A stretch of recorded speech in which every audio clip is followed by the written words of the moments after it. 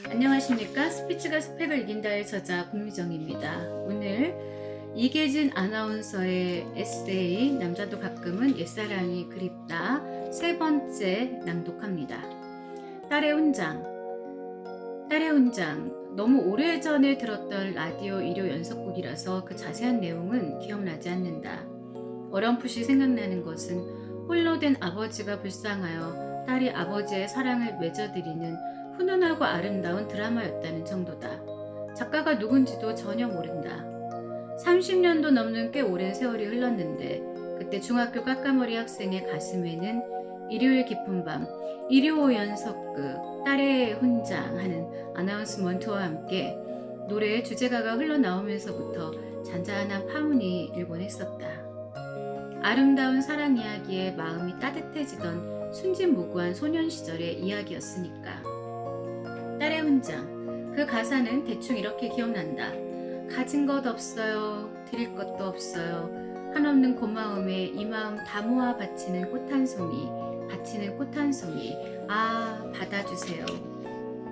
마음속으로 따라 부르던 노래였다. 그 후 한 번도 그 주제가를 되불러 본 적이 없었는데 몇 년 전 여의도 어느 카페에서 선배들과 술을 마시는데 거나한 상태에서 카페 벽에 기대 있다가 갑자기 생각이 되살아났던 노래다. 마치 기억상실증 환자가 머리를 벽에 부딪힌 후 잊었던 옛 기억을 찾은 것과 같았다. 그 노래는 내게 여전히 감미로웠다. 그리고 그 가사가 새로웠다. 가진 것 없어요. 드릴 것도 없어요. 아버지를 사랑하는 딸이 아버지에게 드리는 마음의 꽃 한 송이. 나는 마음속에 그런 딸을 두고 싶었는지도 모른다. 내겐 지금 대학생인 딸이 하나 있다. 결혼 초에 아내가 임신하였을 때 이상하게도 정말 이상하게도 난 아들 타령을 하지 않았다. 물론 막상 출산을 했을 때도 딸이어서 섭섭하거나 아들이었으면 하는 아쉬움이 없었다. 그 점에 대하여 아내도 고맙고 좀 별나다고 했다. 그냥 좋았다. 새 생명이 태어났기 때문이다. 그리고 조금은 걱정이었다. 새 생명을 책임지고 키워야 했으므로.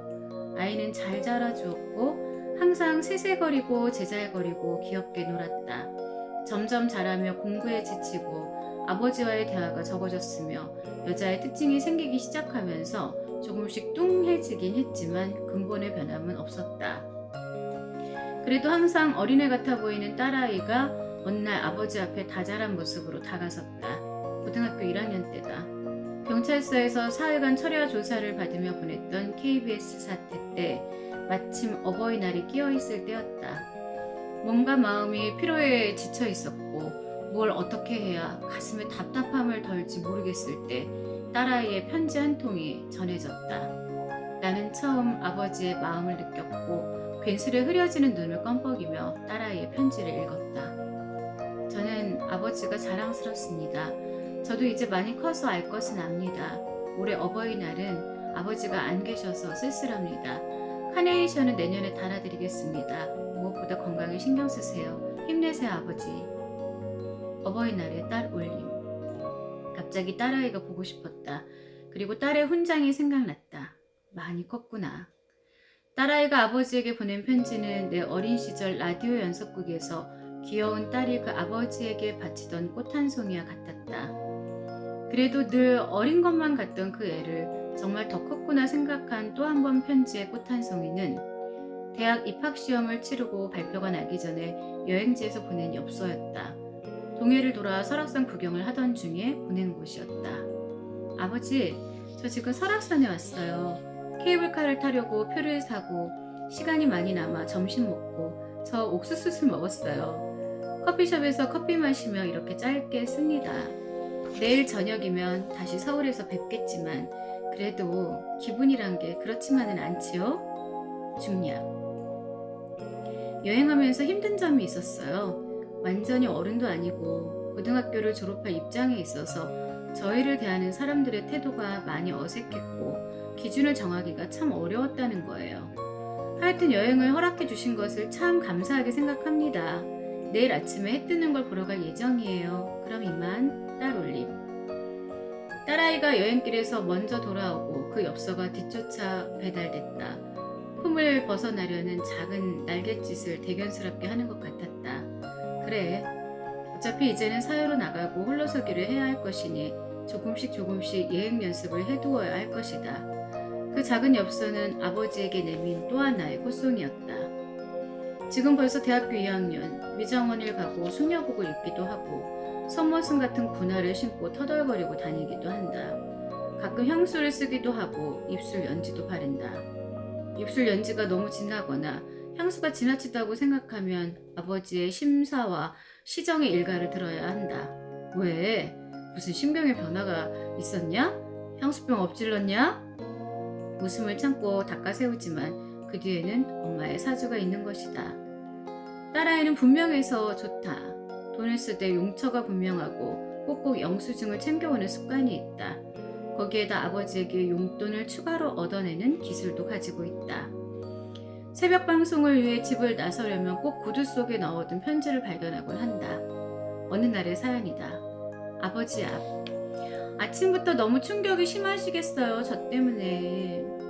옷값 좀 보태주셨으면 좋겠어요.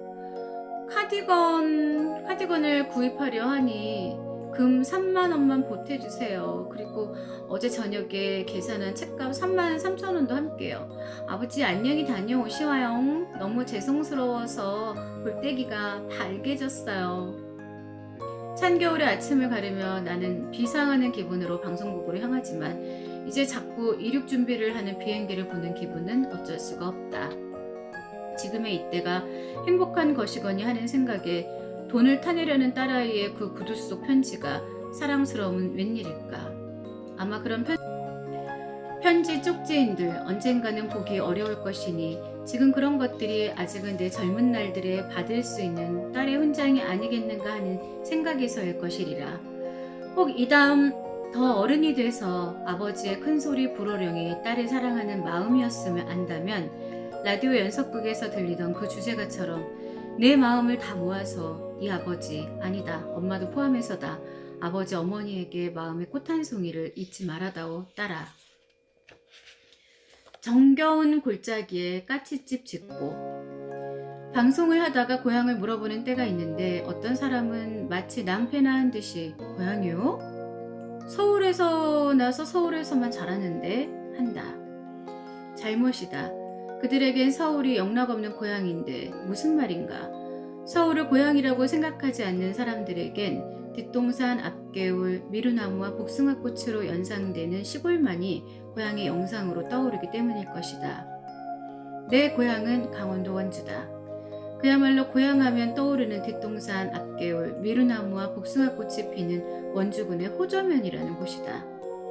고향을 아름답지 않게 이야기할 사람이 있을까마는 내 고향은 냉정하게 말해서 경관이 빼어나고 아름다운 곳은 아니다. 그저 마음속에 포근하게 자리 잡고 있으며 내 눈에만 굳어진 이 세상 최고의 고향일 따름이다. 스물의 고향을 떠나 줄곧 서울에서 살다 보니 타향살이가 훨씬 길어질 만큼의 세월이 흘렀지만 아직도 잔상의 고향은 흑백사진처럼 또렷하다. 거대한 도회의 어설픈 타향살이를 하면서도 나는 귀향의 그날을 꿈꾸며 살고 있다. 그러다가 고향 떠난 26년 만에 한여름을 고생한 끝에 고향의 한적한 산자락에 유혹한 채를 마련했다. 집짓기에 뼈대만 기술 가진 사람들의 손을 빌리고는 크고 작은 뒷일을 생지 풀방울이 드나들듯 내가 원주와 서울을 오가며 파고 묶고 세우고 뚝딱거리며 마당 손질까지 마쳤다. 그 바람에 얼굴은 검게 탔고 땀을 말로 쏟았다. 운동 부족이었던 내가 근육이 떨리도록 일을 하고 또 일했다. 아늑한 고향의 품에 까치집 같은 집 한 채를 마련하느라 말이다. 그해 집짓기를 마무리를 하고 나니 때는 4월, 개나리 진달래 피는 시절이 돼버렸다. 어느 날 나는 운동화를 단단히 졸라매 신고 수건을 꽁무니에 차고 실로 오랜만에 내 고향의 심리 주변을 한 바퀴 돌아봤다. 어린 시절 봄날에 얼굴이 빨갛게 달도록 치닫고 내리뛰던 동산을 굽이굽이 돌아 이 마을 저 마을을 나그네처럼 걸었다. 마침 만개한 진달래가 우거진 숲에 꿈처럼 피어있고 구구구구 산 비둘기들이 길 안내를 하는 듯 날고 있었다. 간혹 길이 있던 곳엔 수풀이 우거졌고 길이 없던 곳엔 낯선 길이 훤히 뚫린 곳도 있었다. 조잘조잘 정답게 얘기하며 앞서거니 뒤서거니 몇 가무로 가던 산길은 아직 그대로였으나 다니는 사람이 예전처럼 많지 않아서인지 자플과 쌀이까지가 터널을 이루고 있었다. 그 길을 따라 허이허이 작은 고갯마루에 서니 탁 트인 섬강지류가 햇살을 받아 반짝이며 정답게 흐르고 있지 않은가. 다시 그 강 건너 저기 저 멀리는 푸른빛의 치악산 준봉들이 엄청난 무게로 서 있다. 심호흡을 한 후 눈을 들어 가장 높은 봉우리를 확인해봤다. 언뜻 보면 비슷한 고봉이지만 산마루의 돌탑의 형상이 두세 개 가물거리는 것이 최고봉 시루봉이다. 지금으로부터 한 30년 전쯤 신의 계시를 받았다는 원주의 어느 빵 배달꾼이 초인적인 노력으로 전국의 강변도를 주워다가 해발 1300m의 치악산 시루봉에 어마어마한 돌탑을 3개나 쌓았던 것이다. 돌 하나의 크기를 보면 도저히 인간의 힘으로 등짐질하지 못할 것 같은 생각이 든다. 탑을 언제부터 쌓기 시작했는지는 모르지만 탑의 형상이 산 아래 원주에서 보이기 시작한 후 원주 일대는 치악산에 돌담을 쌓는 빵 배달꾼 기인의 이야기로 들끓었던 일이 있다. 소문이 꼬리를 물고 이야기가 눈덩이처럼 불어나면서 그 기인은 신이 아닐까 하는 소리까지 나왔다.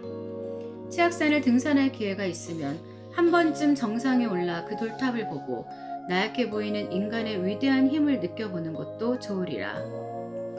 평지를 향해 내딛다가 여기저기 멈춰버린 크고 작은 내 고향의 산들은 결국 치악산의 식구들인 셈인데 봄에는 실록과 삼벚꽃의 조화가 눈부시게 아름답고 여름에는 하늘이 잘 보이지 않는 진초록의 세상이 어디에나 펼쳐진다.